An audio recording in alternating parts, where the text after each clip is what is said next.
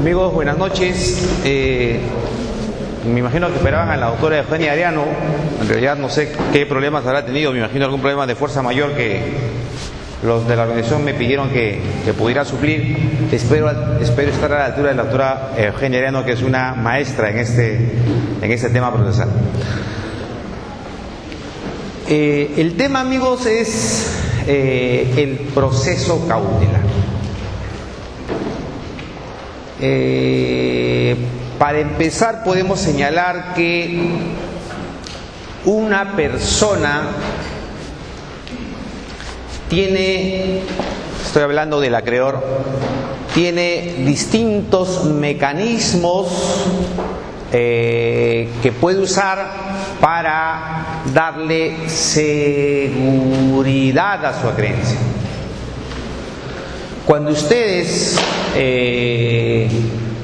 asesoran al acreedor, asesoran al mutuante, asesoran al acreedor cambiario, asesoran en general a un acreedor, lo que tienen que usar es los mecanismos de seguridad que puedan garantizar que la obligación que se va a generar como consecuencia de un contrato pueda ser cumplido en forma eficaz y eficiente. Obviamente estos mecanismos que ustedes van a usar sean garantías reales, sean garantías personales, o sean en general cualquier mecanismo que les dé seguridad, entiéndase cláusula penal, cláusula de reserva de propiedad, si es una compraventa, arras, cláusula de reserva expresa, cualesquiera de estos mecanismos, amigos, no va a hacer desaparecer el riesgo que genera cualquier contrato. Simplemente estos mecanismos tienen por finalidad paliar o disminuir o reducir a su mínima expresión el riesgo que conlleva la celebración de todo contrato, sobre todo cuando uno va a asesorar a una persona o que va a prestar dinero, o que va a vender un bien, o que va a arrendar un inmueble, ¿correcto? Para estar entrando en el tema, si por ejemplo ustedes celebran un contrato de compraventa y pactan que el precio será de 100 y acuerdan además que el comprador a la firma del respectivo contrato solo va a pagar 50 y hay un saldo de 50 por pagar, ¿no es cierto?, en X meses, ustedes tienen que tomar sus seguridades. Ustedes, me refiero a ustedes vendedores, ustedes abogados del vendedor. Y allí, por ejemplo, ustedes pueden hacer uso de una serie de mecanismos de seguridad. No necesariamente las garantías reales o garantías personales, que son las más conocidas. Perfectamente, en un contrato de compraventa donde el precio no se ha pagado al contado, la cláusula de reserva de propiedad trabaja perfectamente. Con una cláusula de la propiedad, ustedes lo ponen en total seguridad, no en total, casi en completa seguridad al vendedor. Ustedes protegen casi en su totalidad, no digo totalidad, al vendedor. ¿Por qué? Porque simplemente, amigos, ustedes, cuando digo ustedes, entiéndanse que estoy refiriéndome al vendedor, no están transfiriendo derecho de propiedad. No transfieren derecho de propiedad. Se reservan este derecho hasta cuando el comprador les pague todo el precio o una parte del precio que ustedes han pactado. Fíjense cómo acá este mecanismo de seguridad llamado cláusula de reserva de propiedad funciona perfectamente para el vendedor, dándole seguridad, que es lo que siempre deben buscar cuando celebran un contrato, pensando obviamente en el cliente, en este caso el vendedor. Otra cláusula que en estos contratos de compraventa, donde el precio, repito, no se ha pagado al contado, porque si el precio se ha pagado al contado, ¿para qué usar el mecanismo de seguridad, verdad? Ustedes transfirieron derecho de propiedad, ustedes vendedores, y el comprador, como contraprestación, pagó el precio al contado. No hay ningún riesgo ahí, ¿verdad? Ambas partes en un mismo momento han cumplido sus respectivas prestaciones. Me estoy refiriendo siempre a un contrato de compraventa cuyo precio se va a pagar a plazo. Otra cláusula que en estos contratos trabaja perfectamente, siempre pensando en el vendedor, es la cláusula resolutoria expresa, 1430 del Código Civil. ¿Correcto? En caso de que el comprador deje de pagar una o dos cuotas consecutivas, no sé qué es lo que pactarán ustedes, simplemente este remedio resolutorio funciona en forma automática con la simple entrega de la carta notarial respectiva. Les evita ir a un largo proceso judicial donde ustedes puedan pedir la resolución. No, con una carta notarial. Correcto. En virtud de que han pactado la cláusula resolutoria expresa, resuelven el contrato extrajudicialmente.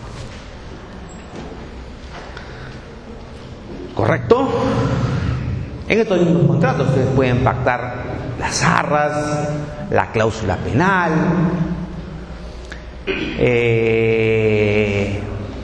y en fin, cualquier cláusula que ustedes crean pertinente para proteger a su cliente. Recuerden ustedes que en estas relaciones privadas, que es lo que gobierna el derecho civil, rige el principio de la autonomía de la voluntad, en virtud del cual ustedes pueden decidir con quién contratan y ustedes pueden decidir además bajo qué términos contratan. Libertad de contratar y libertad contractual o libertad de autorregulación. No se olviden que además que esta libertad está reconocida a nivel legal y a nivel constitucional. O sea, no hay forma que alguien desconozca los términos contractuales, salvo que estos términos contractuales vayan contra la ley o la Constitución o el orden público, ¿verdad?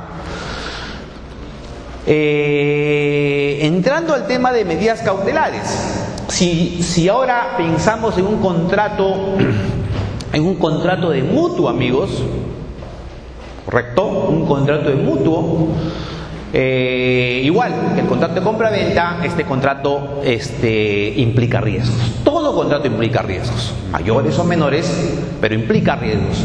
Estos riesgos van a ser minimizados con los mecanismos de seguridad. Y en un contrato, amigos, de mutuo, ¿correcto? Acá sí van a aparecer las garantías reales. Entrando con un amigo, no lo veo por acá, está el amigo, entrando en el ascensor me encuentro con un amigo que me habló de una hipoteca. El mutuo, amigo, el contrato de mutuo generalmente va junto a una garantía real. El mutuante generalmente le exige al mutuatario una garantía real.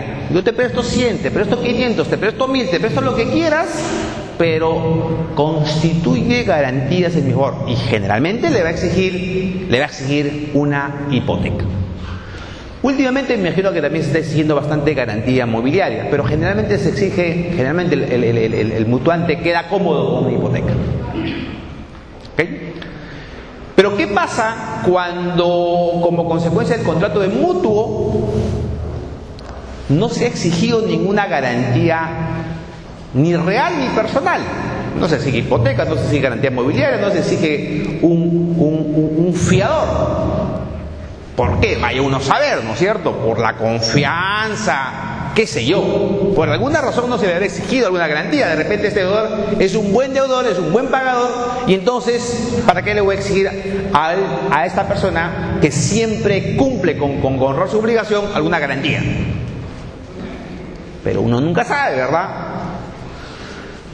Entonces, cuando como consecuencia de un mutuo no se ha exigido garantías, acá va a aparecer el tema de las medidas cautelares.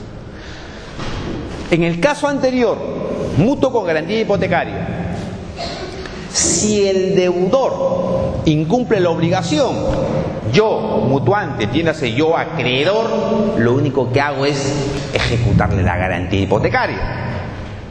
Y si lo que se constituyó como garantía fue una garantía mobiliaria, le ejecutaré la garantía mobiliaria.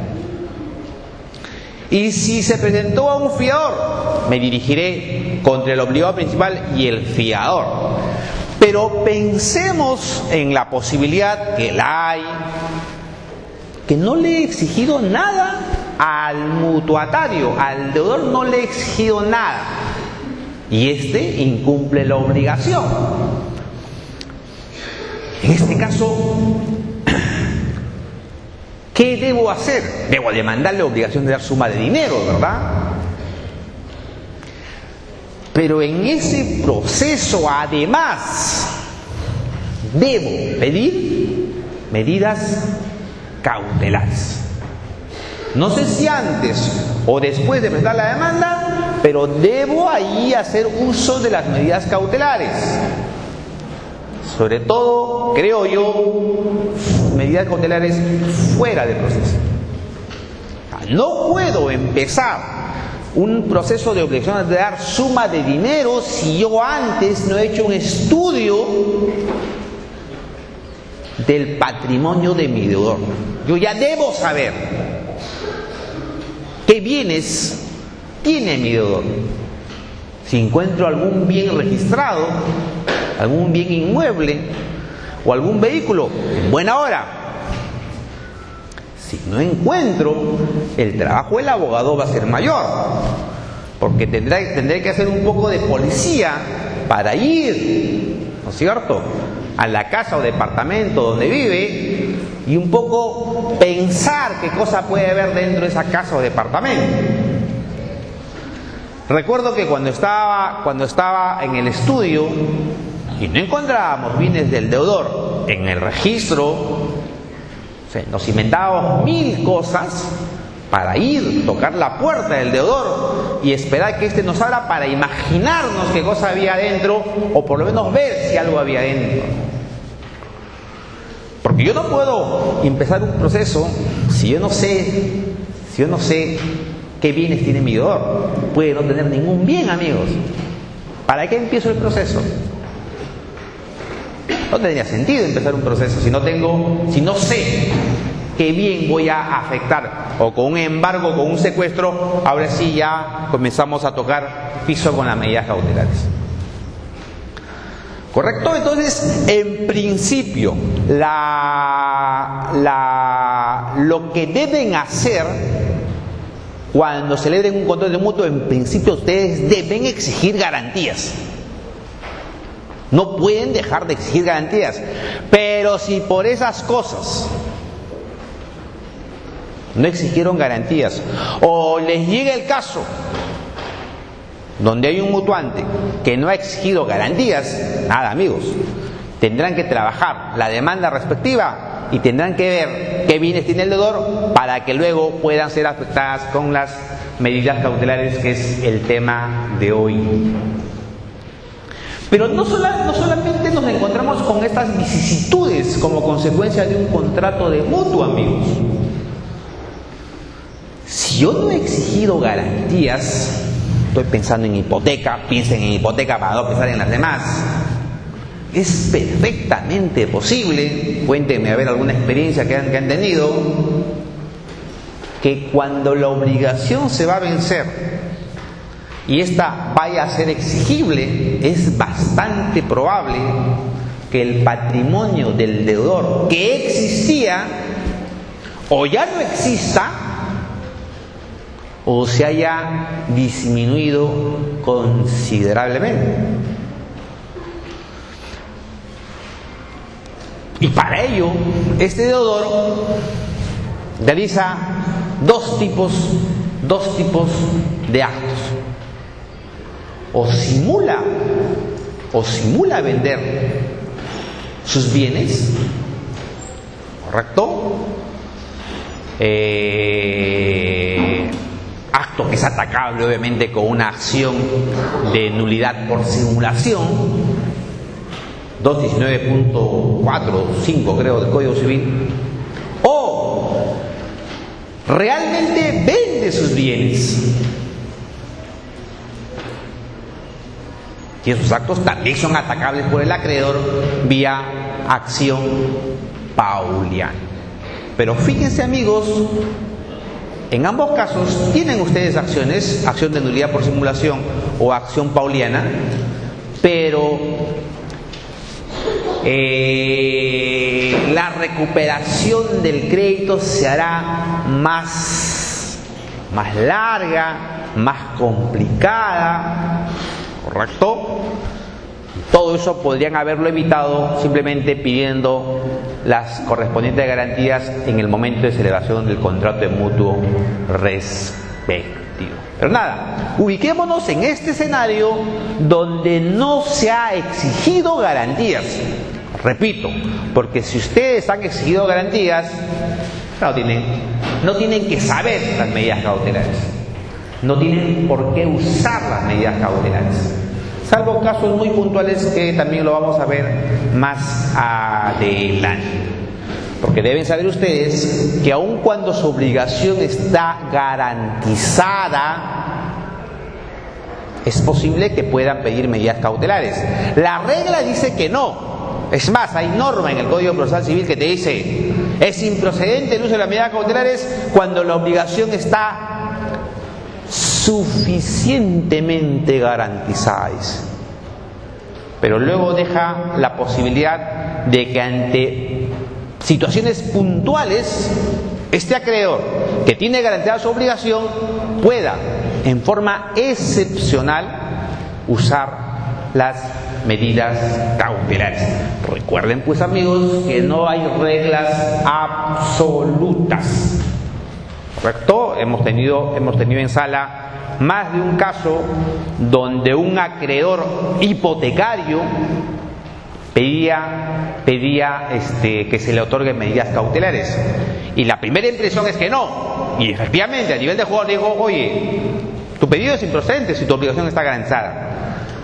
Pero él argumentaba su pedido, explicaba su pedido, justificaba su pedido bajo ciertos supuestos que la sala creía que era pertinente. Pero luego lo vamos a ver eso, porque son casos excepcionales.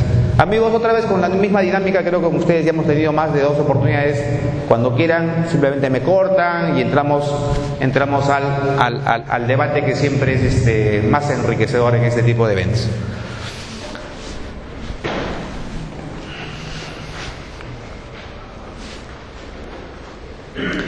Antes que me olvide, no está en las diapositivas.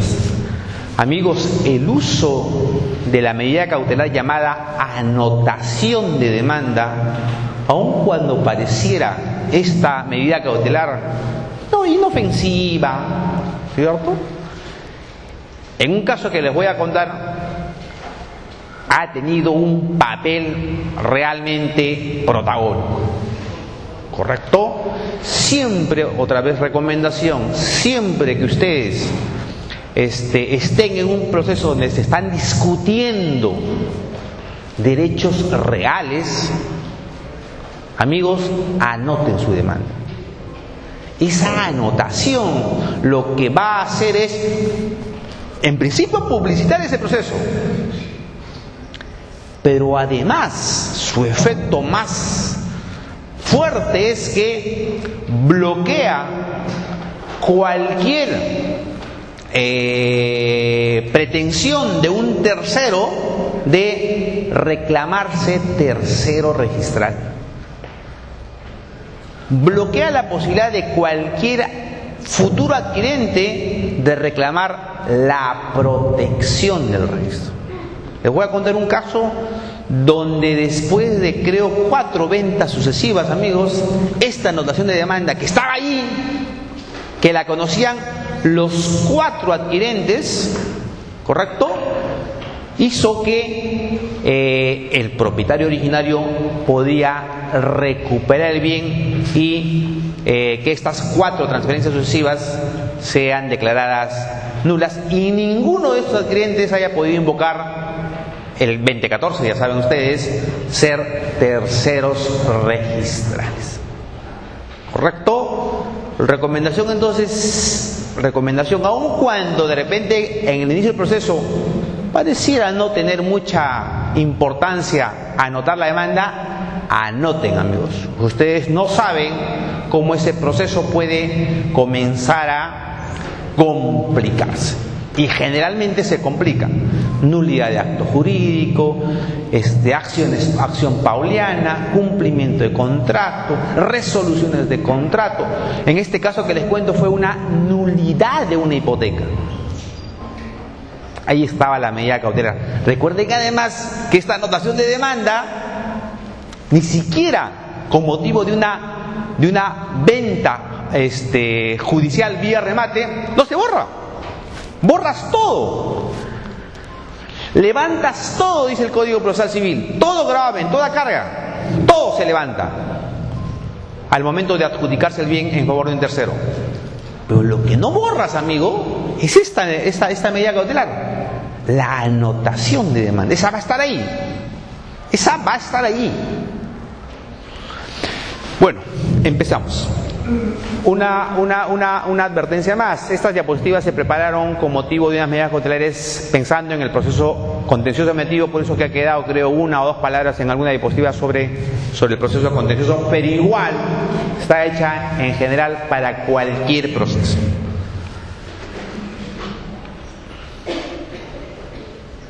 Ahí está la primera diapositiva, me delata. ¿Qué clase de medidas cautelares puede dictarse en un proceso contencioso administrativo? Entiéndase o léase ahí en un proceso ordinario general, ¿no es cierto? Esta pregunta, amigos, tiene que hacer con el tema de la adecuación de la medida cautelar, con el tema de la congruencia de la medida cautelar, con el tema de la pertinencia de la medida cautelar.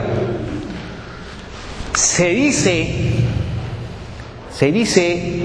que mi pretensión cautelar, ¿correcto?, tiene que ser correspondiente con la pretensión principal. ¿Correcto? Tiene que haber una correspondencia entre mi pretensión cautelar y mi pretensión principal. Me explico. Si yo estoy en un proceso de un interdicto de retener por obra nueva, mi vecino, ahora que estamos en el boom de la construcción, mi vecino ha demolido su casa, ¿correcto?, y piensa ahí construir un edificio de 10 pisos y comienza a excavar para los correspondientes cimientos, y al excavar, ¿cierto?, debilita mis cimientos y comienza a haber fisuras en mis paredes, fisuras en la estructura de mi casa. Yo lo que digo es interdicto de retener. Tú puedes construir 10 pisos, pero al construir 10 pisos me estás dañando mi propiedad.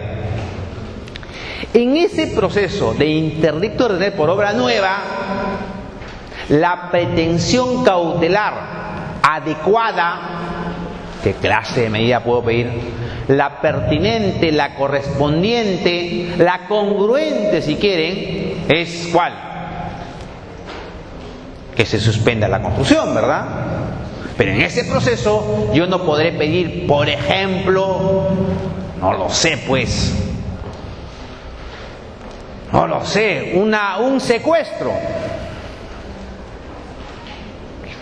No tiene ninguna relación un secuestro conservativo con mi pretensión principal, que es la paralización del obra, por citar un ejemplo, ¿verdad?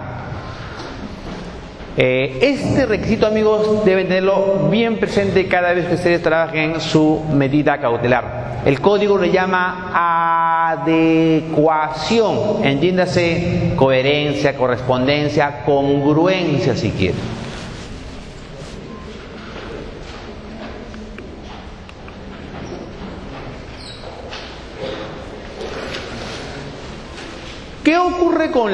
con la contracautela? Se sostiene que quien pide una medida cautelar puede generar daños en la parte contraria, entiéndase, en el demandado. ¿Y eso es posible? Sí es posible. Entonces, para garantizar que esos daños que pudiera causar la medida cautelar,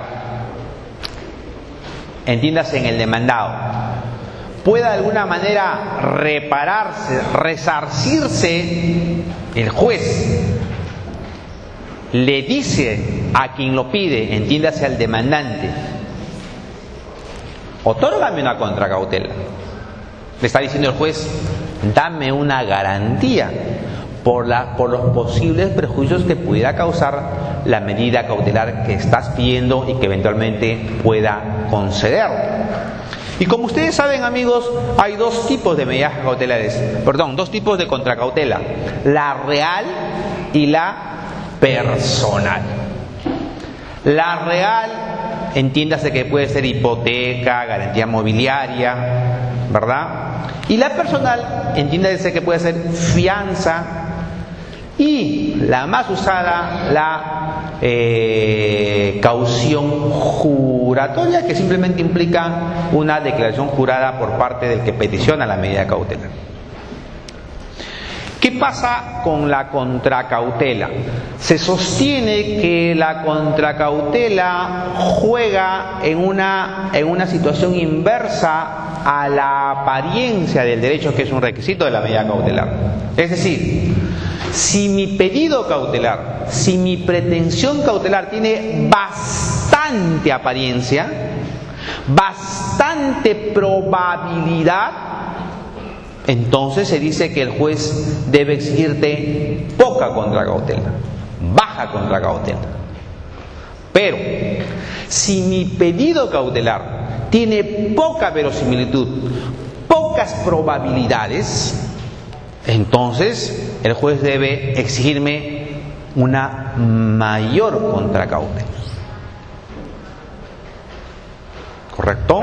Recuerden además, ya que estamos hablando de uno de los requisitos de la medida cautelar, la apariencia de derecho, que el juez cuando examine tu pedido cautelar simplemente va a hacer un análisis de las probabilidades de que el derecho que estás pidiendo es posible que sea estimado.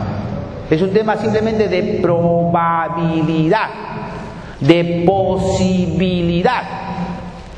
El juez no te puede exigir, cuando tú pides una medida cautelar, certeza.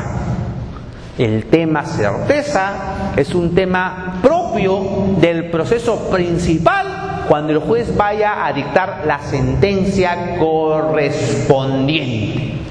Pero a nivel de medida cautelar, simplemente el juez tiene que hacer un análisis de probabilidades. El juez no te puede decir, no te doy la medida cautelar porque no has acreditado de forma fehaciente que seas el acreedor del demandado. ¿Cierto? Esa sería una resolución que no respeta el derecho de motivación de resoluciones judiciales. Porque la norma procesal no te exige que cuando pides una medida cautelar acredites en forma fehaciente que te asiste el derecho. Simplemente la norma te habla de que debe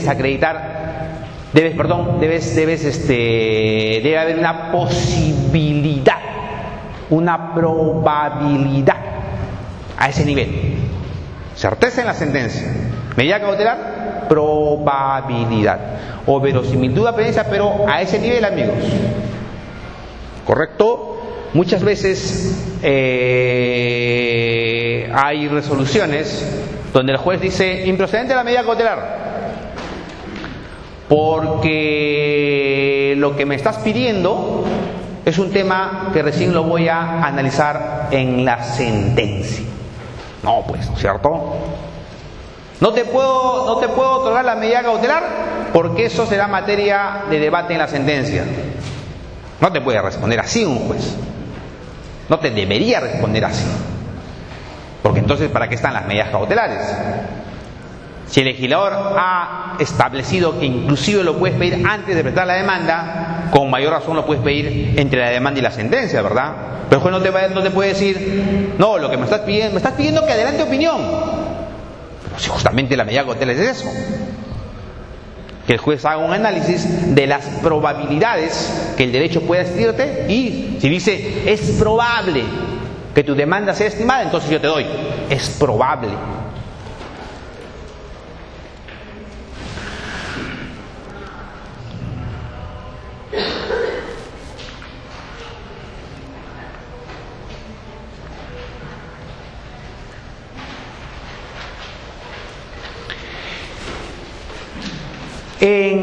Siempre en ese contexto, amigos, contrato de mutuo sin ningún tipo de garantía real o personal. En ese contexto es posible pedir medidas cautelares para futura ejecución. Creo que son las pertinentes, las adecuadas, las congruentes. Luego vamos a ver si es posible. La semana pasada, con los chicos de la San Martín, se hizo esta pregunta, una pregunta parecida. El acreedor demandante en un proceso de obligación de dar suma de dinero ¿qué medidas cautelares podía pedir? Se preguntó. Y los chicos dijeron, pues embargo, secuestro. Se comenzó a ver la diferencia entre embargo y secuestro, qué era mejor, cuál tenía un impacto psicológico directo contra el deudor.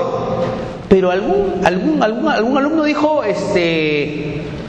yo pediría una de no innovar, me dijo. Y en realidad a mí como dicen los arqueros, me agarró mal parado.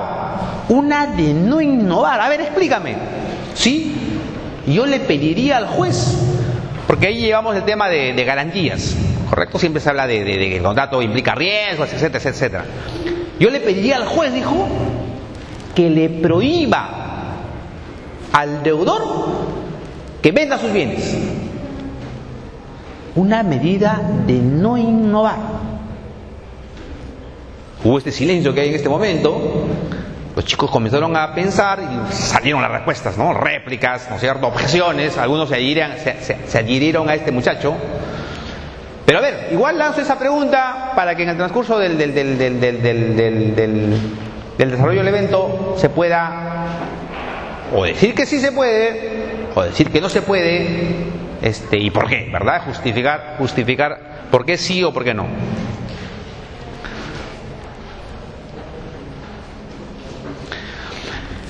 Bueno, y no hay mejor... Dígame. Doctor,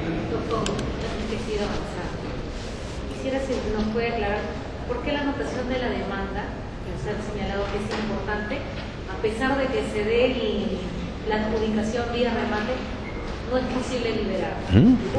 Y dos, doctor, usted también señaló que en ese caso que usted puso de empezar a construir un edificio de 10 o 20 pisos va a afectar los cimientos en mi propiedad, habló de una medida cautelar. ¿Usted se está refiriendo a esa medida cautelar que va dirigida a que yo suspenda la construcción vía una medida cautelar de no innovación? Porque después se suspende, sería la más adecuada, por favor. Perfecto. Amigos, de verdad les voy a agradecer cuando me cortan, porque eso siempre da pie a, no sé, nuevas cosas, nuevas ideas que por siempre se van quedando. Tratando de encontrar una explicación. ¿Por qué el legislador ha establecido que como consecuencia de un remate judicial se borre todo, se levante todo,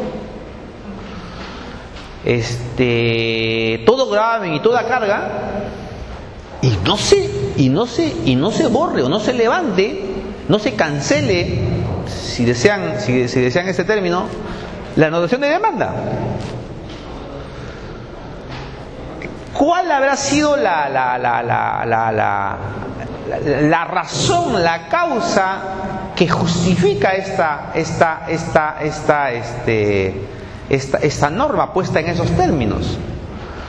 Tratando de encontrar, repito, yo no soy el autor de la norma, ni mucho menos, ¿no es cierto? Pero tratando de encontrarle alguna explicación. Y ya que me tocó la adopción de demanda, le cuento de una vez el caso de la anotación de demanda con motivo de la nulidad de hipoteca. Lo cuento de una vez porque va, creo, de la mano. A ver, eran 3 hermanas que supuestamente le dan un poder a la mamá. ¿Correcto? Digo, supuestamente le dan un poder a la mamá. La mamá con este poder, ¿correcto? Garantiza un contrato de mutuo. Garantiza al mutuatario, al deudor, en un contrato de mutuo. ¿Correcto? Es decir, la mamá no era la deudora. La mamá, sí, en forma graciosa, en forma espontánea, garantizó la obligación que nació de un contrato de mutuo. Garantizó al deudor. Es decir, constituyó garantía respecto a una deuda respecto de la cual ella no era titular, era un tercero. El obligado principal no paga y el acreedor hipotecario ejecuta. ¿Correcto? El proceso de ejecución comienza a desarrollarse. El proceso de ejecución entra a su etapa de ejecución, ¿cierto? Entra a la tasación, a la publicidad. Y más o menos en ese estado es que ingresa de parte de las propietarias del bien, entiéndase las hijas, una demanda de nulidad de poder y nulidad de hipoteca. Las hijas decían: nosotros nunca hemos otorgado un poder a mi madre, 1, por tanto el poder es nulo, y 2, si el poder es nulo, mi madre, ¿cierto?, no podía constituir hipoteca afectando un bien, correcto, que no era de las poderdantes, porque simplemente nosotros no le dábamos ningún poder. Entonces piden la nulidad del poder y la nulidad de la hipoteca. El proceso de ejecución estaba en su etapa de ejecución. En ese momento ingresó esta demanda. Y estas hermanas, me imagino, con un abogado, pero que hacía los cálculos de lo que podía pasar en el proceso de ejecución y el tiempo que iba a demorar el proceso de nulidad de poder y nulidad de hipoteca, hizo unos cálculos, me parecen perfectos. Dijo: no, yo acá anoto esta demanda. En el proceso de ejecución todavía no se había rematado, amigos, el bien. Entonces ingresa la demanda, se admitió la demanda, pidió la medida cautelar de anotación de demanda. Logrado esto, en el proceso de ejecución sale a remate el bien y se adjudica a un tercero.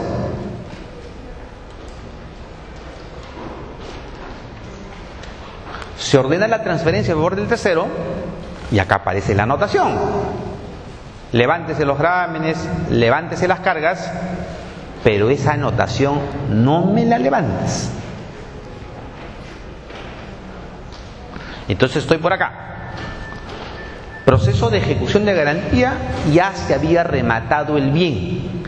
El tercero que se había adjudicado, se adjudicaba sabiendo que esa hipoteca que estaba dando lugar al remate del bien era objeto de un proceso judicial, donde estaba pidiendo ¿qué cosa?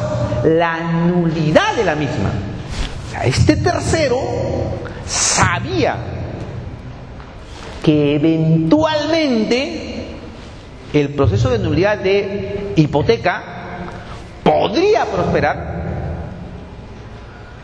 y entonces sabía que eventualmente esa adjudicación se podía declarar nula. Vamos. Si en el proceso de nulidad de hipoteca se obtiene sentencia donde se declara nulo el poder y nula la hipoteca, entonces todo el proceso de ejecución, incluida la adjudicación, es nula. Entonces, fíjense esa anotación de demanda. Le decía a cualquier tercero interesado en adjudicarse ese bien, por si acaso hay un proceso donde se está cuestionando la hipoteca que ha dado lugar al proceso de ejecución. La anotación de demanda, amigos, tiene esa finalidad: publicitar una controversia judicial respecto de un bien inscrito. Ya los terceros saben, ya los terceros no pueden decir yo no sabía.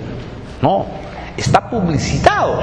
2012 del Código Civil, recuerden, se presume sin admitirse prueba en contrario que todos conocemos de las inscripciones hechas en registros públicos, todos.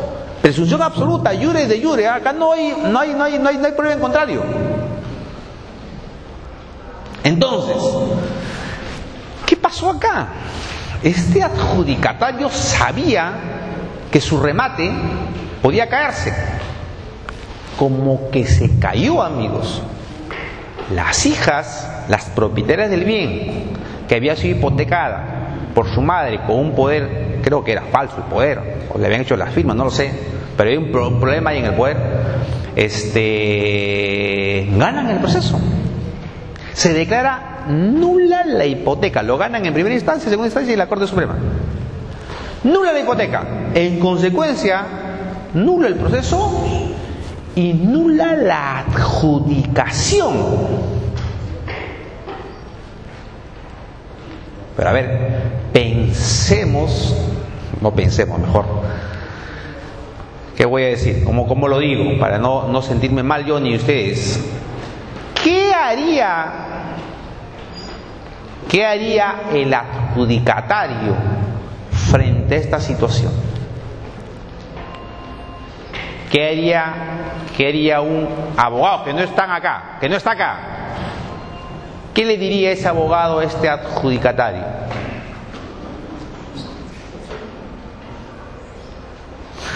¿Qué le diría? ¿Está bien? ¿Perdiste? ¿Le diría? No. ¿Qué le diría? Vende, le dijo. Véndelo. Y hubo vamos a llamarle contrato 1. Hubo un primer contrato de compraventa, contrato 1. Y no se quedó allí. Quien compró celebró un contrato de compraventa 2. Y no se quedó allí. Hubo un contrato 3. Y hubo un contrato 4. ¿Qué estaba haciendo este adjudicatario, amigos? Simplemente quería burlar esa anotación de demanda.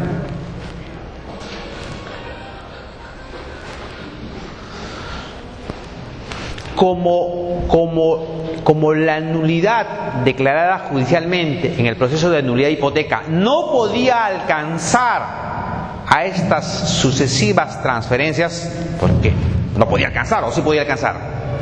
¿El juez que conoció la nulidad de hipoteca podía declarar nulo esos contratos de compraventa? No. El juez que conocía la nulidad de la hipoteca podía también declarar nulo esos contratos de compraventa, 1, 2, 3, 4, no. ¿No por qué? Por una razón. Un tema de congruencia, ¿verdad? En el proceso de nulidad de hipoteca solamente se había pedido la nulidad de ¿qué? Del poder y la hipoteca. ¿Cierto? Congruencia. El juez no puede hacer más. Y empezó el segundo proceso. Nulidad del contrato 1, nulidad del contrato 2, nulidad del contrato 3, nulidad del contrato 4. Y otra vez creo que era el mismo abogado, ¿Cuál creen, amigos? 2 datos para que un poco se imaginen la causal que se invocó para cuestionar el contrato 1, contrato 2, contrato 3 y contrato 4. ¿Qué causal creen que invocó el abogado? Antes de que me respondan, les doy 2 datos. Desde el contrato 1 hasta el contrato 4, más o menos había mediado 4 meses. Es decir, cada contrato se había realizado en un mes. Un dato. un segundo dato. Todas estas personas, el vendedor del contrato 1, comprador del contrato 1, vendedor del contrato 2, comprador del contrato 2 y así sucesivamente, tenían una vinculación.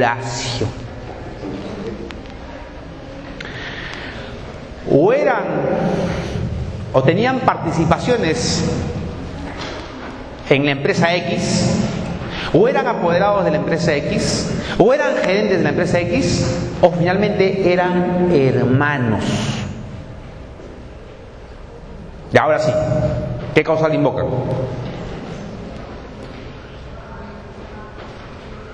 Cercanía de los contratos, vinculación entre las partes que celebraron el contrato 1, contrato 2, contrato 3, contrato 4.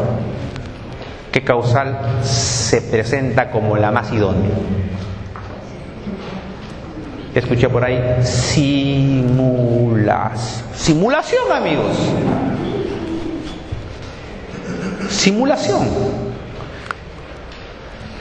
Me dirán, pero simulación, usted tiene un contradocumento. No, como que contradocumento. Recuerden ustedes que cuando trabajen ustedes una demanda de nulidad por simulación, ustedes no van a encontrar prueba directa. ¿Hay un contradocumento entre vendedor y comprador? Sí hay un contradocumento, pero ese contradocumento lo tiene el vendedor y el comprador, sobre todo el vendedor, bajo 7 llaves. No van a acceder ustedes al contradocumento. El vendedor va a decir que sí he vendido, el comprador va a decir que sí he comprado. No van a obtener eso. Ustedes ahí tienen que trabajar simplemente con prueba indiciaria. No hay otra. No hay otra prueba. Creo que son estos casos donde la prueba indiciaria dice yo acá soy la idónea, las otras no, yo acá soy la idónea. Y el primer indicio, amigos, en este caso es la vinculación, o societaria, o laboral, o familiar. Es la vinculación. Ahora ustedes me dirán, pero solo la vinculación, eso no prueba nada. Sí, es cierto, no prueba nada, pero ya tengo un indicio. Ya tengo un indicio que vamos a llamarle indicio 1. Tengo que tener por lo menos dos indicios. El segundo indicio es la cercanía de los contratos. Cada 30 días, ustedes obviamente me dirán, ¿cuál es el problema? ¿Se puede celebrar el contrato al día siguiente? Sí. La cercanía de los contratos no te prueba nada, aisladamente, pero es el segundo indicio. Y el tercer indicio, amigos, era el tema de capacidad económica. Los compradores no habían acreditado tener capacidad económica. Y había un indicio más. Se había ordenado que los que habían celebrado nuestro contrato de compra-venta acrediten la forma del pago. Obviamente en el contrato en la minuta aparece, ¿no? Que el comprador en este acto entrega el precio al contado, hecho que da por satisfecho al vendedor y que con sola firma da por bien pagado. Pero a ver, acredita que tú sacaste el monto del precio y acredita que además que ese dinero luego ingresó en las cuentas del vendedor. No. Entonces teníamos 4 indicios. A partir de eso, acá sí es tema de abogado, ¿ah? El abogado te va dando estos elementos. Estaban las fichas de las empresas, etcétera, etcétera. El abogado te va dando estos elementos. Entonces, tengo cuatro indicios, amigos, y ahora sí yo puedo, a partir de estos 4 indicios, que se presentan a manera de columnas, para ser un poco imaginativos, tengo 4 columnas, y yo puedo, sobre estas 4 columnas, construir una presunción judicial, a modo de puente. Tengo 4 columnas que van a sostener mi presunción. ¿Yo qué voy a presumir? Yo, juzgador, ¿qué voy a presumir? Que esos contratos son contratos simulados. El último adquirente dijo, ratito, 2014. Tercero registral. A mí la nulidad no me afecta. Yo compré con la noticia que me brindó el registro, con la información que me dio el registro. No. Anotación de demanda. Anotación de demanda. Fíjense cómo esta anotación de demanda, hablando en términos coloquiales, tumbó la adjudicación y luego se trajo abajo los 4 contratos. Una anotación de demanda. En ese caso dije, qué contundencia esa noción de demanda. Contundente la noción de demanda. No había embargo, secuestro, innovación. No había nada de eso. Una anotación de demanda. Que me imagino cuando lo pidieron y se escribió, anotación de demanda. Una medidita cautelar para menospreciarla. Pero fíjense,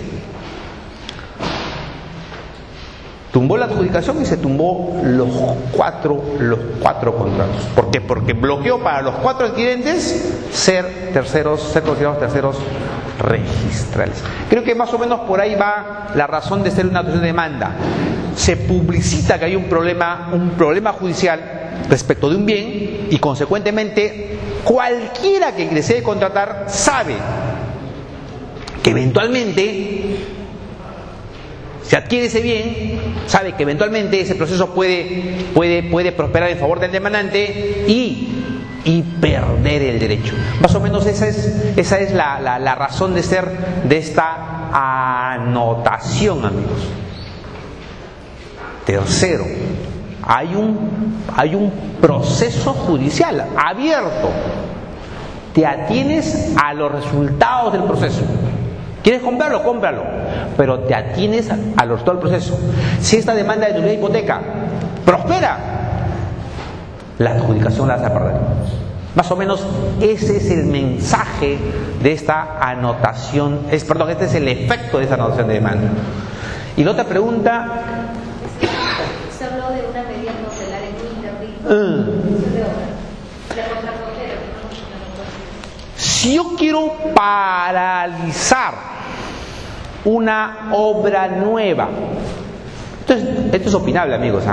A ver, si yo quiero que se paralice la obra, ¿qué pido? ¿Cuál es la medida cautelar adecuada? ¿Una innovativa o una de no innovar? Están haciendo las excavaciones, no sé, pues van por el 10 metros de profundidad y les falta 5 más. Pero cuando están en 10 metros de profundidad, mis paredes ceden y mis estructuras comienzan a presentar rajaduras y fisuras. ¿Qué pido? ¿Una de no innovar o una de innovar? Repito, es opinable el caso, ¿eh? Pero una será más pertinente. ¿Qué busco con una de innovar? Busco cambiar la situación de hecho o de derecho presentes al momento de, valga la redundancia, presentarse la demanda. La innovativa entonces lo que busca es un cambio de. Quiero cambiar algo. La de no innovar, su objeto es mantener las cosas como están, petrificar las cosas. Cuando eran pequeños me imagino que han jugado a congelado. Ahora que venía mi hijito me jugaban a congelado. Congelo las cosas. Es como si tomara una fotografía y que las cosas queden como ha aparecido en la fotografía. No innovar. ¿Qué cosa entonces busco con una medida cautelar en un interdicto de retener? Cuando pido que se paralicen las obras.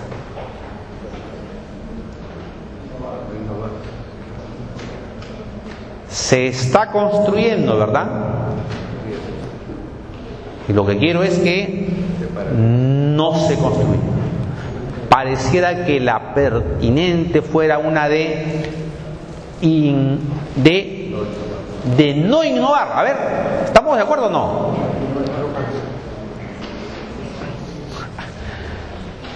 Va a aparecer ahí un juego de palabras, ¿ah? ¿Es una de no innovar o una de innovar?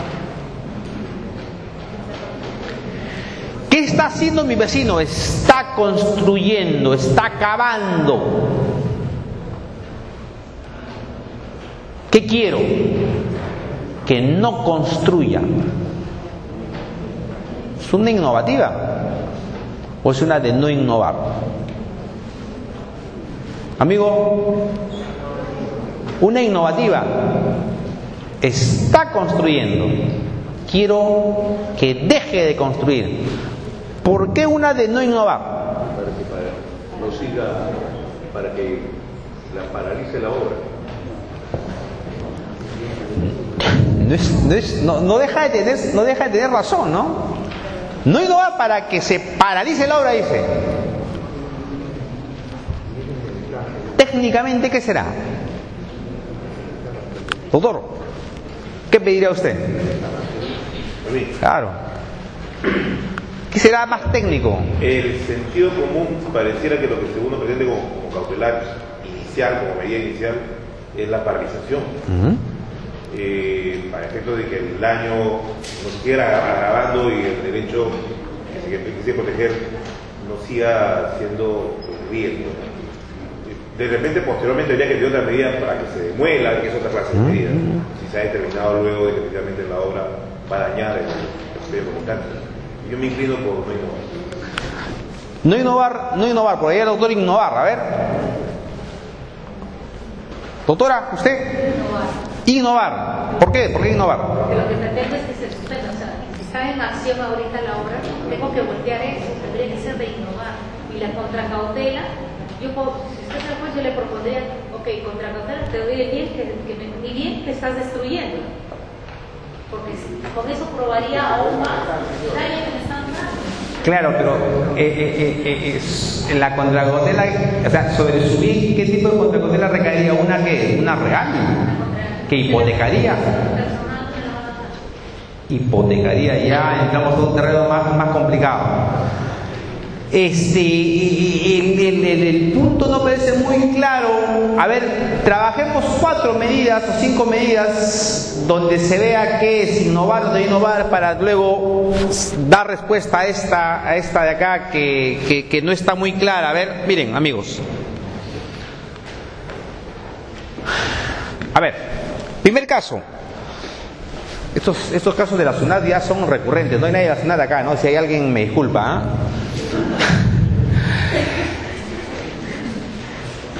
Despidos incausados de la SUNAT. La SUNAT contrata a trabajadores por 6 meses, 6 meses más, o antes creo, y simplemente le dice, ¿sabes qué? El plazo de tu contrato venció. Simplemente ya no le dejan al día siguiente marcar tarjeta ni ingresar. Entonces estas personas dicen, en vía de amparo, acuérdense que uno de los supuestos para entrar al amparo por un tema laboral es cuando el despido es incausado, arbitrario o evidentemente fraudulento. Entonces estos trabajadores dicen, mi contrato se ha desnaturalizado. Yo no he realizado trabajos temporales, no trabajos permanentes. He estado sujeto a un horario, he estado sujeto a supervisión. Me han pagado una remuneración. Estas personas me han hecho celebrar contratos de locación de servicios cuando en realidad yo he tenido contratos de trabajo. Y entonces entran al amparo, ¿correcto? Y ahí piden medidas cautelares. Esta persona, cuando usó el amparo, ya no le habían dejado ingresar a la SUNAT, ¿cierto? Ya no podía ingresar. Entonces, creo que acá sí queda claro. Alguien que estaba trabajando ha sido despedido de forma incausada, sin explicarle las razones por las cuales le habían despedido. ¿Qué tipo de medida cautelar? Acá sí parece claro, creo, ¿verdad? O sea, una persona que ahora ya no trabaja ¿qué cosa quiere? Ser reincorporado al trabajo. Entonces acá sí aparece claro, creo, salvo que alguien me diga, no, que se trata de una innovativa. Mi situación de hecho, ¿cuál era cuando presenté mi demanda? Ya no trabajaba. Y lo que quiero es que se me reincorpore en el mismo cargo que venía laborando. Acá sí aparece claro, salvo que alguien me diga, yo acá veo una de no innovar. Acá sí aparece claro que es una innovativa, ¿verdad? ¿Sí? ¿Estamos de acuerdo? Ya.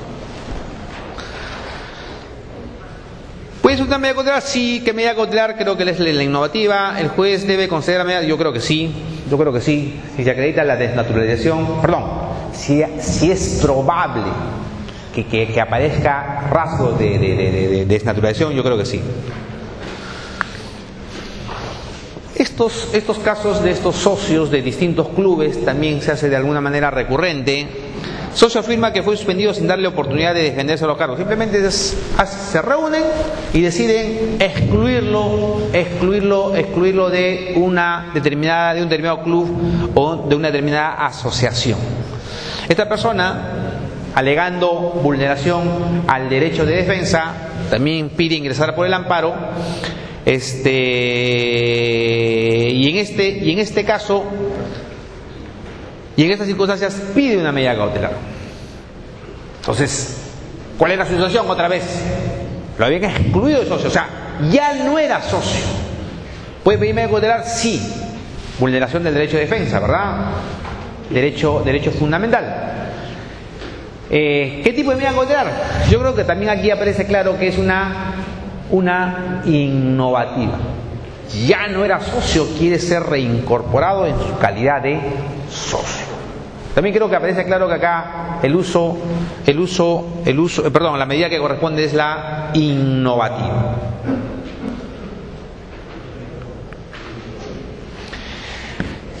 El tema de los policías y el tema de los miembros de las Fuerzas Armadas también es un tema recurrente. Estos son las famosas separaciones de policías por renovación de cuadros, ¿verdad?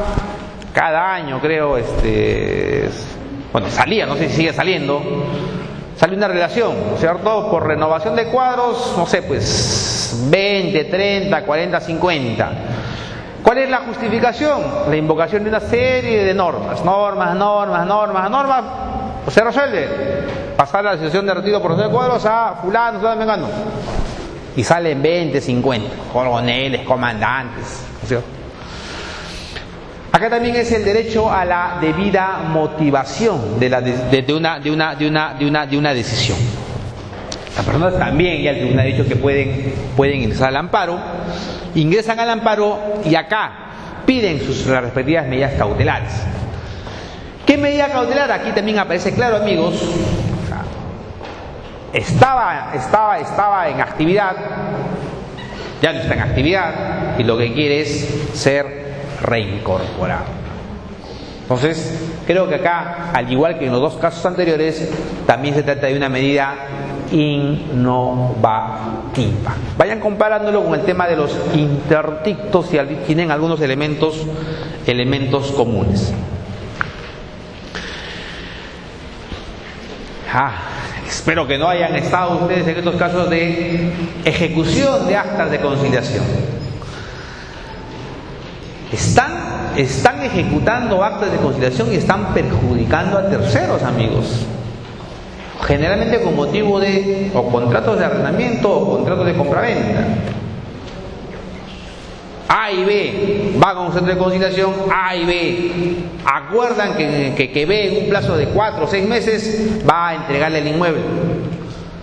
Pero quien acuerda entregarle el inmueble no está en posesión del inmueble. En el inmueble hay un X que no sabe del acuerdo conciliatorio. No sabe. Transcurren los 4 o 6 meses del acuerdo conciliatorio y ya ejecuta el acta de conciliación. Y ni siquiera notifica en el inmueble, objeto de la desocupación. Le notifica a quien se ha obligado a entregarlo en su domicilio. ¿Cuándo se entera este tercero de que hay un acta de conciliación que está a punto de ejecutarse y por tanto lanzarlo? con la última notificación. La última notificación en ese proceso de ejecución de acta de conciliación.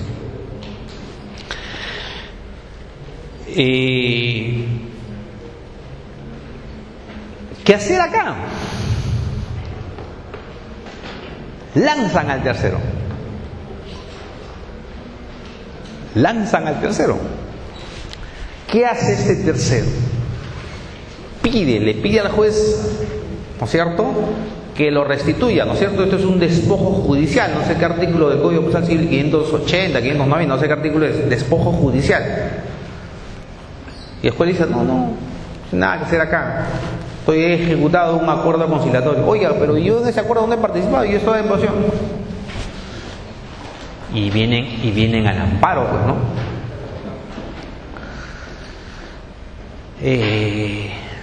Piden la nulidad de todo lo que se actuó en ese proceso. ¿Qué hacer acá, amigos? Piden su reincorporación a estas personas. Piden su restitución en su posesión. Puede estar medida cautelar. ¿Qué medida cautelar? El juez debe o no debe conceder la medida cautelar. Yo diría que sí, amigos. Se está ejecutando un acuerdo conciliatorio con el fin de perjudicar a un tercero. Y es evidente que se quiere perjudicar al tercero porque la demanda no notifican el inmueble objeto de la desocupación, notifican en la dirección de la persona que se ha obligado a conciliar, a entregar el bien.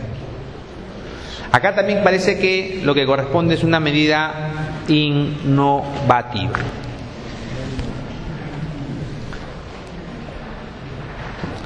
Nulidad de acto jurídico por simulación.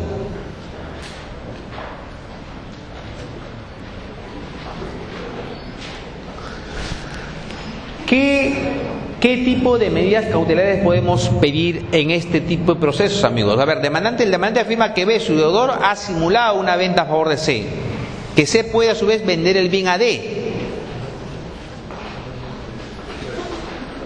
y este alegar buena fe registral, 2014.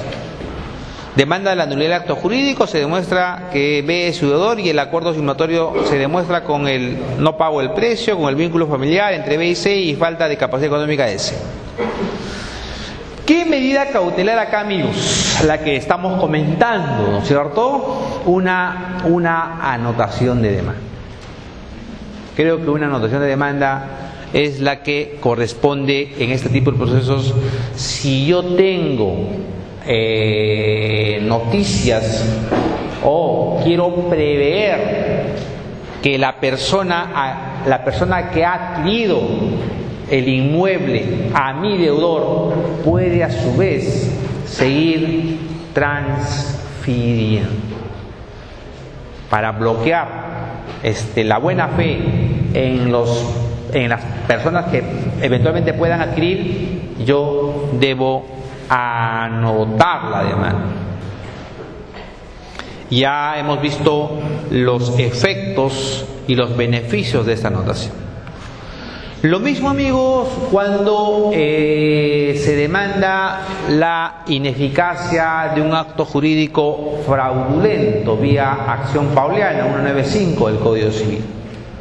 Con las mismas razones que hemos dado hace un momento, creo que acá también es pertinente una anotación de la medida, una anotación de la demanda.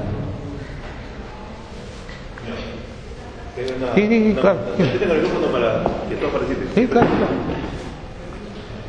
A propósito de los casos que mencionamos un rato de ineficacia y nulidad. Hay otros casos que son recurrentes, son el caso de los acreedores que ejecutan por la vía ejecutiva un título de valor fraudulento y que en el caso concreto ese título de valor fue falsificado, fue llenado con una firma en blanco, se documento en blanco fue llenado para él, y además es un documento para él que fue supuestamente falsamente aparece como tomador, un deudor que a la fecha que se tiró el título era director de la empresa deudora. Hay una norma de la ley de que establece unos requisitos. En esos casos solo procede el deudor, se evalúa el directorio que corrobore o que apruebe esa obligación. Solo tenemos que ver eso. El pagaré por la vía ejecutiva fue declarada fundada en la instancia confirmada y la realización de la improcedente. Posteriormente al inicio del proceso ejecutivo, el deudor plantea la demanda una de nulidad jurídica por falsificación, por fin ilícito y falta de voluntad, y una demanda de ineficacia por la aplicación de la ley de velocidades 176. No va a haber un acuerdo directorio que aprobaba esa deuda. La demanda de ineficacia está en trámite en los juegos comerciales, no hay sentencia aún, y la de nulidad está en los juegos civiles. Resulta que en el proceso ejecutivo se dictó un embargo que el deudor lo obligó a evitar que le pague sustento a sus cuentas. Consignó $100.000 en su consignación para que sea sobre ese monto que se aplique la medida. Y en estos momentos el proceso ejecutivo va a ser objeto de ejecución, porque ya la asociación para el procede. En esos casos, ¿qué clase de medida operaría el que podría meter el deudor en la demanda de eficacia? ¿Se entiende, no? Con la demanda de nulidad. La adelanto que se ha pedido medir justamente demanda de tónico, pero que los jueces no la admiten con el argumento de que no van a poder dejar sin efecto una cosa ajustada, que sería la que se va a dictar la sentencia ejecutiva. Pero con esta posición de los jueces, finalmente queda protectivo el deudor, porque en la demanda de nulidad se ha demostrado por evidente que el pagar es falso. Pero sin embargo, puede preguntar que el proceso ejecutivo, porque ahí sí no se demostró. Le planteo mi opinión antes de escuchar la suya. Yo considero que si la medida en donde debe tomarse la creo diciéndole al juez que se ordene que la consignación no se haga entrega hasta que no hubieron los dos causales.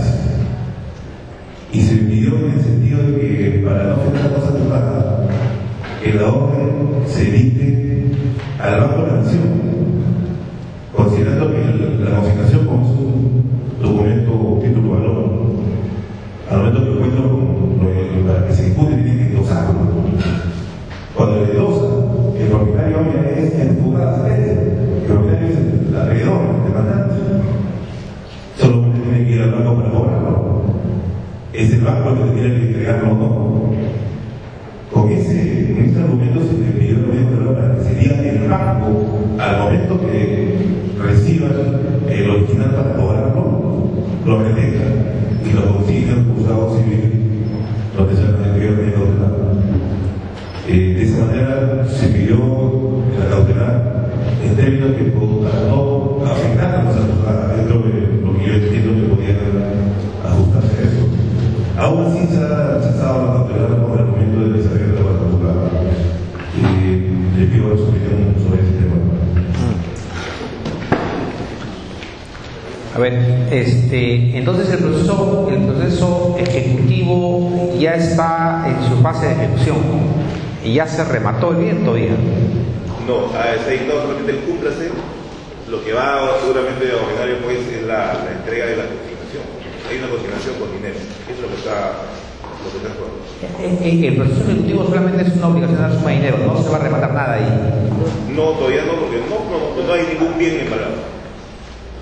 Solo en el ejecutivo, el deudor lo que hizo es consignar el monto de la deuda para que le levanten las medidas controlables que se dictaron para evitar que corte es una empresa, ¿no?, que haga su cosa. Ya. Entonces, en ejecución de sentencia, el deudor ha cumplido con pagar lo que se ha ordenado en la sentencia. En la cautelar no. El deudor, al inicio del proceso, cuando se plantea la demanda se pide una cautelar al acreedor. La cautelar fue para que suspenda las exportaciones del deudor, y por un tema comercial el deudor no podía permitir eso y consignó el monto de la deuda. Por eso, en cumplimiento de lo que se ordenó en la sentencia, ha consignado, o sea, no. En cumplimiento de una cautelar. En cumplimiento de una cautelar. Ya. Entonces, hay una consignación ahí por un monto X, y usted lo que ha pedido es que ese monto consignado no se entregue al acreedor en tanto y en cuanto todavía no se concluya el proceso de nulidad de pagaré y ineficacia. Son procesos causales.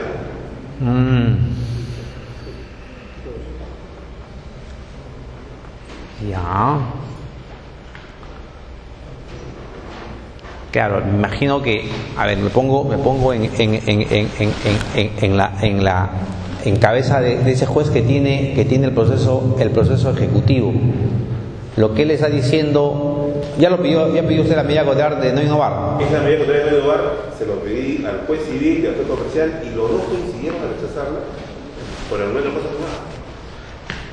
Claro. Y que en la cautelar se le explicó que no era la intención aceptarlo, que aceptar la cosa juzgada, sino de que una vez que el monto de dinero consignado ya era de propiedad del acreedor, ya la sentencia ejecutada, ya no hay cosa juzgada afectada. Y al momento que el acreedor lo cobraba, como cualquier retención de embargo sobre los títulos. Claro, se admite de forma pacífica que una medida cautelar no puede afectar la cosa juzgada.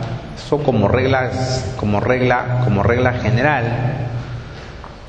También se admite que un juez ordinario no puede decirle a otro juez ordinario haz o deja de hacer algo. No lo has intentado desde un proceso constitucional. Recién amo información para todos nos sirve, ¿no?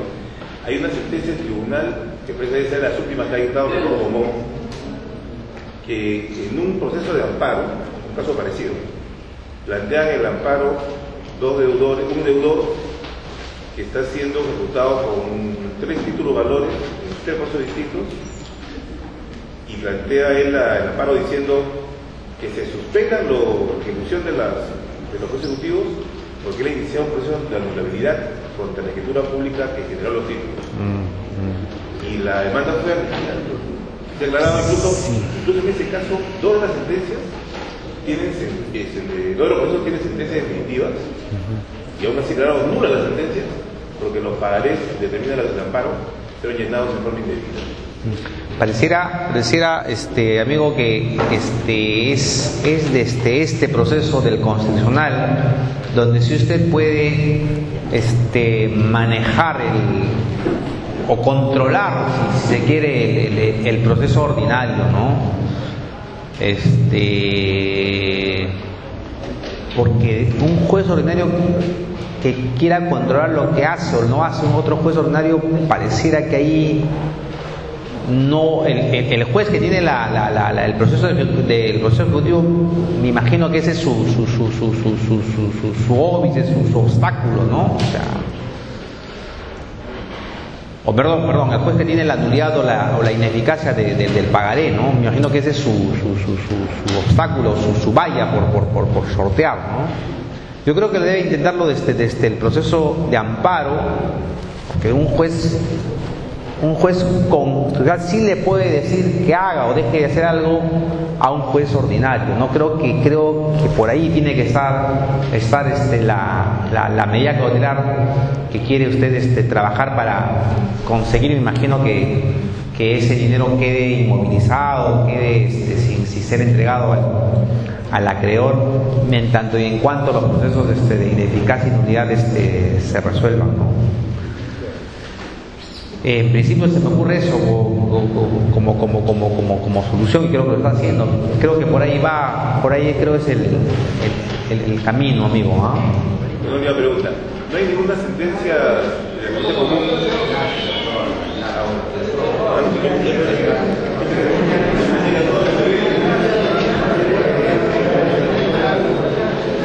A ver, terminamos y damos paso a las preguntas de todos ustedes. En la ineficacia también creo que se debería hacer lo mismo.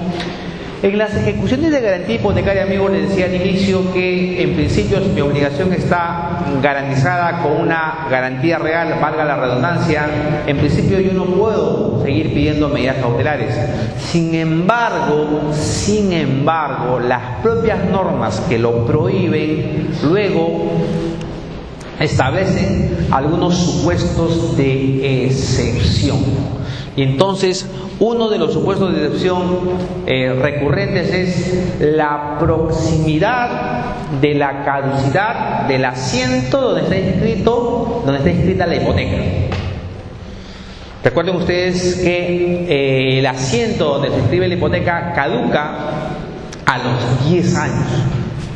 Imagínense que ustedes acreedores hipotecarios han iniciado el proceso, no sé, pues el 5.º año, y por X razones este proceso comienza a demorar más de lo debido y de pronto se dan cuenta que están al 9 años y no sé, pues 8 meses y todavía de repente están con la tasación, la publicidad, el remate, de repente no van a llegar.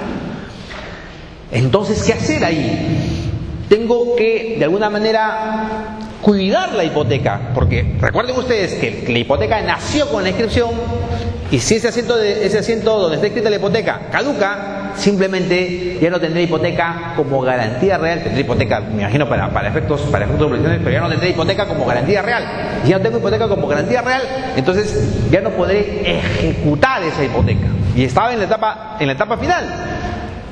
Entonces, en estos casos, amigos, ya creo hay algún consenso en sede de juzgado comercial que sí es posible no anotar la demanda, porque ya el proceso está en su etapa de ejecución. Lo que hacen es anotar el mandato de ejecución. Eso es lo que hacen, anotar el mandato de ejecución, ¿correcto? Ahora, eso no impide que igual la hipoteca caduque. Y entonces lo que hacen algunos amigos es pedir un embargo en forma de inscripción sobre ese inmueble hipotecado. Acá sí hay ciertas opiniones divididas, ¿no? Porque se dice que el objeto del proceso de ejecución es ejecutar el bien hipotecado. ¿Correcto? Ejecutar el bien hipotecado. Y hoy en un proceso de ejecución se dice que no puedo ejecutar un bien embargado. Acá sí hay opiniones divididas. Pero sí lo que pueden hacer es anotar el mandato de ejecución, con lo cual le avisan al registrador que cuando el deudor vaya y le diga, declara la caducidad del asiento de ejecución, el registrador diga no, porque hay un proceso judicial. Paréntesis acá. En Arequipa, amigos, el deudor hipotecario, a quien ya le habían rematado el bien, no sé por qué razones se demoró en cursarse los partes judiciales a registros públicos para inscribirse la transferencia, y en ese interín, este deudor a quien ya le habían rematado el bien, se va al registro público y dice, registrador, declara la caducidad del asiento de inscripción. Y logró la caducidad.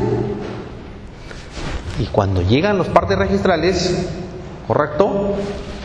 El registrador dice, perdón, acá ya no tengo hipoteca. Y para esto ya este deudor obviamente había vendido el bien. Quien era deudor ya no es propietario del bien, el propietario es un tercero. Ya no puedo inscribir estos partes judiciales. Miren, amigos, lo que ha podido conseguir este deudor a quien ya se le había rematado el bien, porque simplemente no se había publicitado el proceso judicial. Doctor, una pregunta. Pero acaso tampoco no se puede renovar la cierto, sí, cierto. ¿Qué pasó? Sí, claro que sí.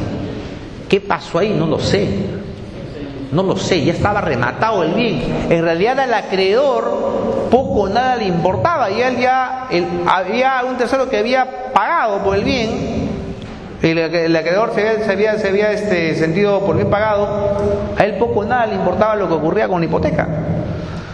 Pero sí, ambas partes pueden de mutuo acuerdo renovar, ¿cierto? ¿Qué pasó ahí? Yo no lo sé. El hecho es que este deudor, luego que se había rematado, logró la caducidad de la hipoteca. Normalmente el deudor lo hace antes de que se remate, con lo cual hace inejecutable la ejecución. Y frente a esta situación hay dos posiciones. Unos colegas que dicen: no, a mí nadie me va a impedir que yo ejecute una decisión judicial. Yo ya entré a una etapa de ejecución de una decisión judicial. En consecuencia, yo sigo adelante con el remate de la hipoteca. Otros colegas, entre los cuales yo me sumo, digo: no, ¿qué cosa voy a rematar si ya no hay hipoteca? ¿Qué cosa voy a rematar si ya no hay hipoteca como garantía real? En realidad, el proceso se convierte en un proceso inejecutable. Pero, doctor, posteriormente yo puedo pedir un proceso de nulidad sobre eso porque ya me lo había adjudicado. Y posteriormente viene es cierto. A ver, miren acá. Hay adjudicación, ¿correcto? Caducidad del asiento de inscripción, compraventa. Otra vez para que se ubiquen. Hay una adjudicación en favor de un tercero. Está bien adjudicado. Hay una caducidad del asiento de inscripción de la hipoteca. Y seguidamente hay un contrato de compraventa. El que celebró el contrato de compraventa en calidad de comprador, ¿compró bien o no compró bien? Va a haber un problema entre este que ha adquirido vía contrato de compraventa y este que ha adquirido vía adjudicación. Que va a haber un problema. Me imagino que se van a ir a un mejor derecho de propiedad. ¿A quién preferirlo ahí, amigos? ¿Y todo por qué? Porque este deudor logró la caducidad y seguidamente vendió. Si el proceso no estaba publicitado en el registro, este comprador podría alegar buena fe registral, podía invocar el 2014 del Código Civil. ¿Es un tercero registral? El adjudicatario tiene todo, pero ¿qué no tiene el adjudicatario? La publicidad de su derecho. Todo un problema. En ese caso, ¿saben qué se hizo? No sé si se hizo bien o mal. Se ordenó la reinscripción de la hipoteca. Y se dijo no solamente que se reinscriba la hipoteca, sino que el asiento donde inicialmente estaba registrada la hipoteca recobraba vigencia. Tremenda decisión. Eso se va contra todos los libros del maestro español Roca Sastre. ¿Se puede reinscribir la hipoteca? Sí. ¿Puede tener efecto retroactivo? ¿O sí? Para la posición del deudor me imagino que sí, pero no puede tener efecto retroactivo. La reinscripción tiene efecto simplemente para adelante, pero todos estos actos que se hicieron acá, en palabras del maestro Roque, son actos válidos. Pero todo un problema, todo un problema. Doctora, dígame. Tuve la oportunidad de ver uno en el cual justamente se consiguió la venta, tras el levantamiento de esa caducidad se consiguió la venta y definitivamente Paco Silloso, que era una persona que se había afectado, planteó la nulidad y la dirigió contra... ¿La nulidad del contrato de compraventa? Sí, planteó la nulidad y la planteó contra el ejecutado. Ya. Y contra el registrador público. ¿Por qué? Porque, bueno, en ese caso ya había habido otras formas más. Sí, solamente para contar, no sé si usted me pueda confirmar esto, pero yo tuve la oportunidad en alguna vez que solicité el levantamiento de un asiento de caducidad, así, de hipoteca por caducidad, y el registrador sencillamente dijo, previamente, para poder autorizar el levantamiento, traiga usted copias certificadas que acrediten que se ha procedido a cancelar la hipoteca. Consecuentemente, eso ya no podía operarse. O sea, no se podía solicitar la caducidad del asiento, porque definitivamente yo quería pararme en esos 10 años, pero este registrador que me tocó me dijo, en otras palabras, no te voy a dar el levantamiento o la caducidad, porque tú no has acreditado que se ha cancelado la hipoteca, o sea, que se ha cancelado la obligación. Bueno, en principio yo creo que no, recordando alguna vez lo que dijo Gunther González en algún evento académico, en principio no debía haber exigido eso al registrador. Si usted, deudor hipotecario, Gunther decía lo siguiente, ¿no?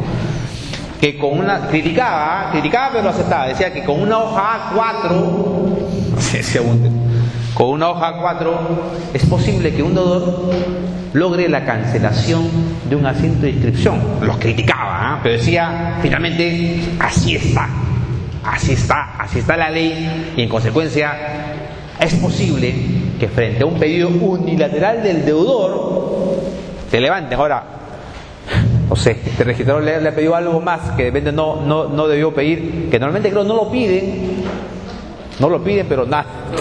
Un registrador pro acreedor le tocó a usted.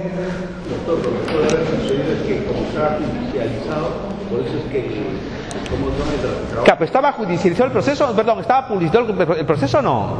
¿El proceso estaba publicitado? ¿Había proceso judicial? No. Sí. ¿Pero estaba publicitado? ¿Había una actuación de demanda? No.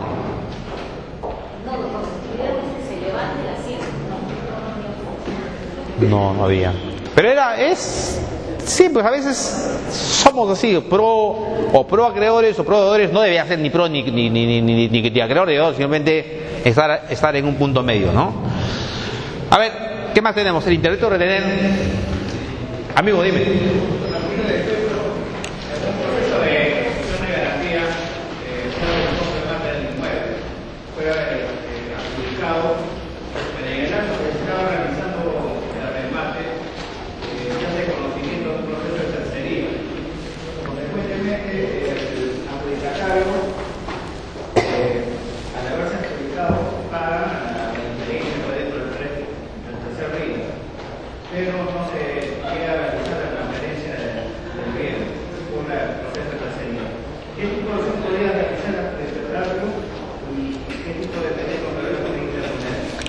O sea, el proceso de tercería, o sea, aun cuando con el proceso de tercería se remató el bien. Claro, en el momento que se realiza el remate del bien, se hace conocimiento del proceso de tercería.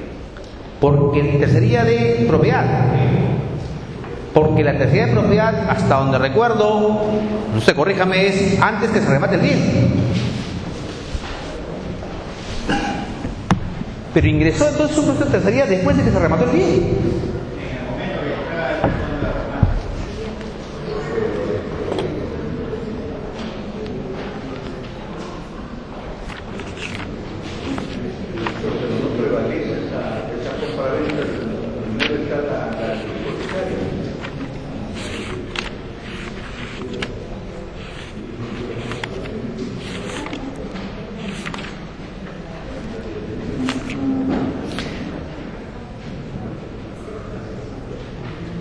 El 534, amigo, le dice: la tercería de propiedad puede interponerse en cualquier momento antes que se inicie el remate del bien. No, pues, pero a ver, si entra la tercería, el efecto de la tercería es suspender el remate. O sea, ingresó la tercería y igual se remató el bien.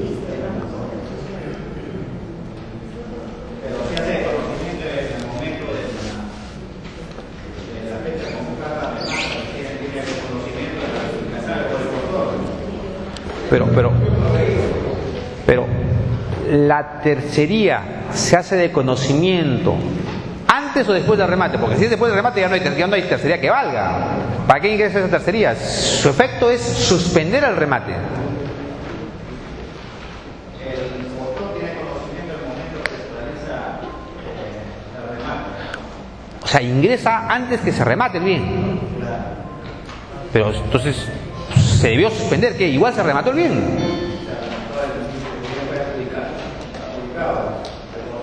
Ahora, ¿ese conocimiento qué es? ¿Formalmente vía una notificación o simplemente es un conocimiento extra proceso? Oye, el demandado antes del proceso de tercería todavía se comunica en el momento que está realizando. Bueno, entonces ¿qué? ¿Se remata ahí? Se remata, pero si hace el proceso y el contratario, a pesar de haber pagado el íntegro del bien, no se puede hacer la transferencia bien por el proceso de tercería. Entonces, ¿cuál sería el mecanismo de acción que pueda realizar el contratario para poder restituir ese monto que ha pagado por el remate del bien? Y al adjudicatario ya no le interesa el bien. ¿Y qué pasó con lo que pagó el adjudicatario? ¿Ya se le entregaron al acreedor todavía? El postor adjudicatario puede pedir que le devuelvan lo que pagó por concepto del precio.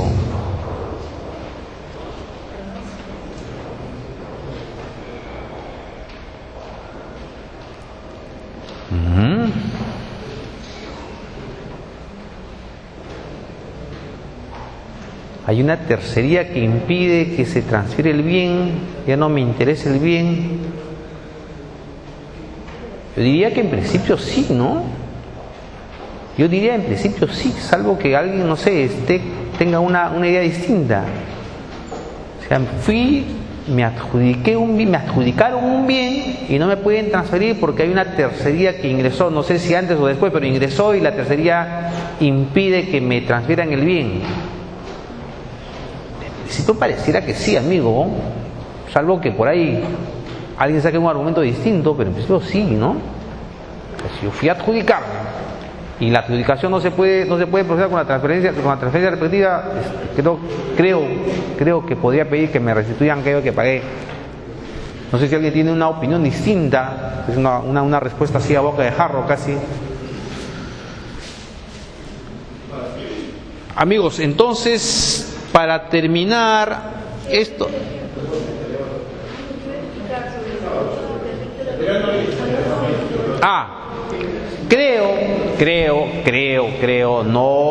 no es un tema cerrado, creo que sería una de innovar, creo.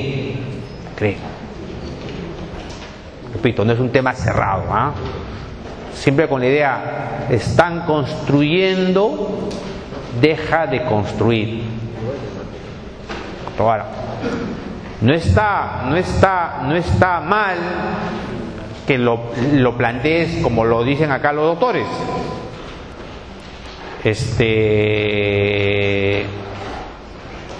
Prohibición de innovar, por tanto, no construidas. Pero creo que sería lo mismo, ¿no? Llegaríamos a lo mismo, ¿no?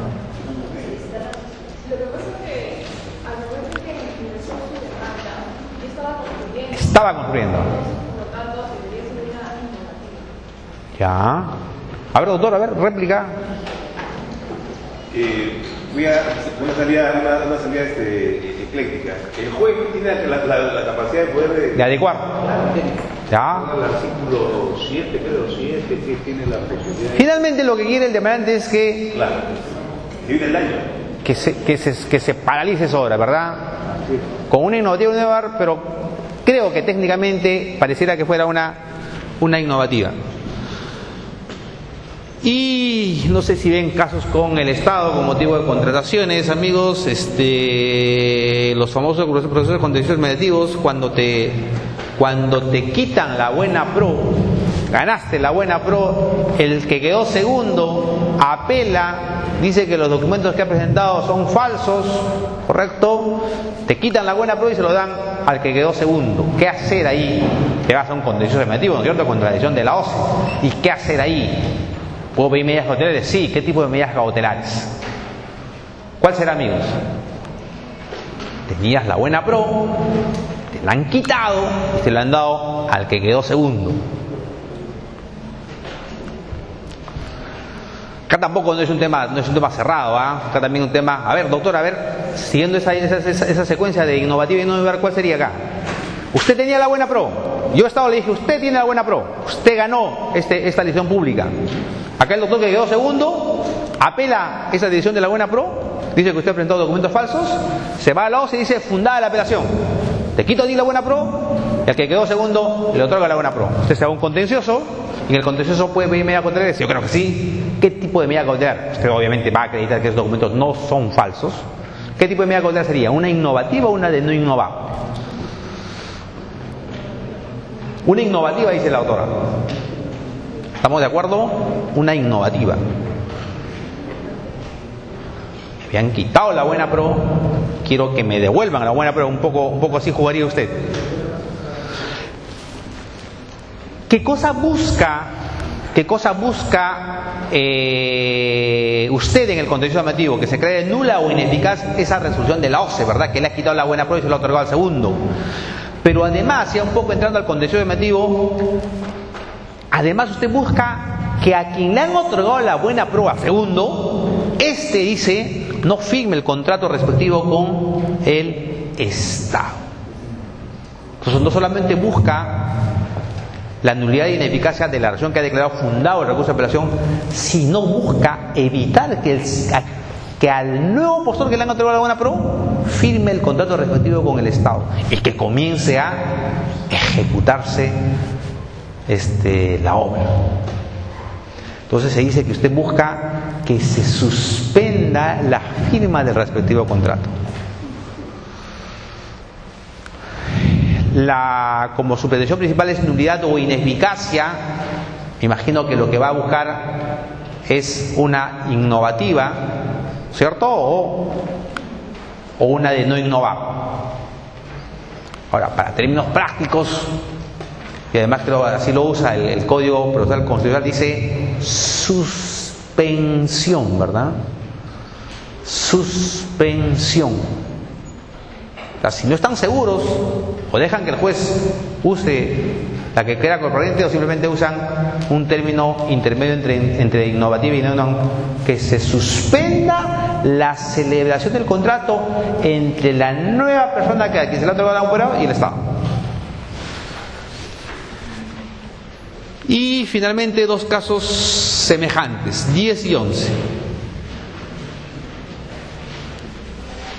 Hay dos personas a quienes la OCE los ha inhabilitado para contratar con el Estado.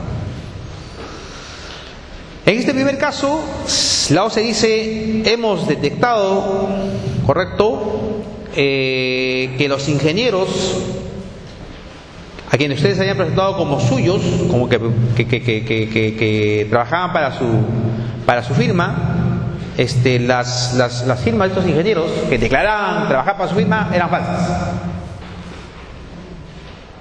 Pero estos ingenieros luego señalan que la firma sí es suya, y hay dos pericias contradictorias, una que dice que sí es su firma, otra que dice que no es su firma. ¿Qué pasó en este caso? ¿A quién creerles? Hay una pericia que dice que sí es la firma, hay una pericia que no es la firma. Hay una declaración de los ingenieros que dicen que yo no trabajo, y después los mismos ingenieros dicen que sí trabajo. Los ingenieros trabajan o no trabajan para esa firma. Por tanto, ¿está bien o no está bien que se les haya inhabilitado para contratar con el Estado a esta persona jurídica? ¿Qué hacen ustedes, amigos? ¿A quién le creo? Hay duda. Bueno, mientras va empezando, este caso es idéntico. El 10 y el 11 es idéntico. En el 11, amigos, en el caso 11, hay un elemento adicional. La misma situación. Dicen que la firma no es mía, luego dicen la firma sí es mía, pero acá hay un elemento simpático. Hay un ingreso de registro en el informe de planillas que tiene la SUNAT. O sea, en la SUNAT estos ingenieros sí aparecían registrados a nombre de esta firma. Ese es el elemento distinto que lo diferencia del caso 10. En el caso 10, que es un caso real, este es un caso de laboratorio, en el caso 10 la juez no le dio la medida cautelar. En el caso 11 la juez sí le dio la medida cautelar por este elemento especial. Estos ingenieros se aparecían en las planillas electrónicas de la SUNAT como trabajadores de esta. Amigos, otra vez les agradezco por su atención.